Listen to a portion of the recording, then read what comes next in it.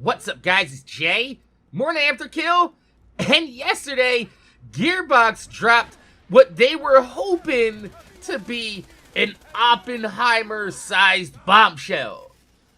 But instead, what they dropped was more akin to a cat turd hitting the litter pan. Because Gearbox announced the Borderlands movie finally has a release date. And the crowd went mild. Barely a ripple through the waves of the internet caused by this news. Now, of course, the usual suspects out there were tweeting about it. Goth was gothing on Twitter. Jolts was doing whatever robot AIs do. And Schiller6 was out there admirably doing damage control for Gearbox for free. Like a good little shill does.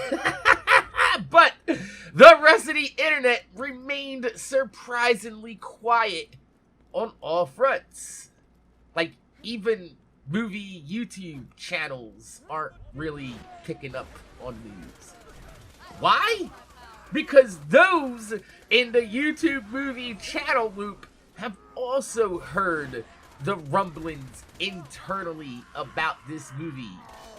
What it being delayed multiple times because of rewrites, reshoots, and then ultimately having to go back and refilm entire portions of this movie because it failed miserably in audience test screenings.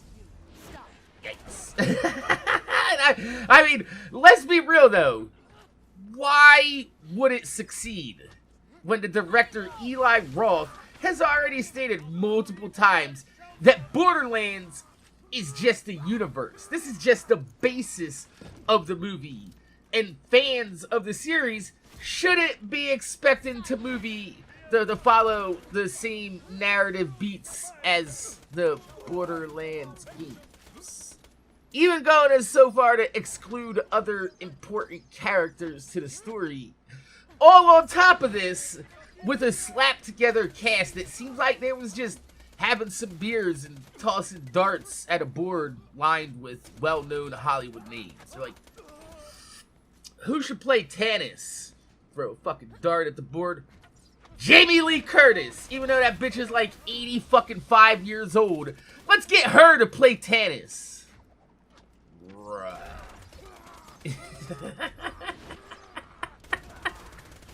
It's like Gearbox, when handing the keys over to their properties to other people to work on, they're like, hey, now make sure you fuck the fans over real nice and good before you give these keys back. I don't want to see any assholes in my community unless they're nice and gaped wide, Eli. Make sure that you fuck them over good, or you're not getting these keys back.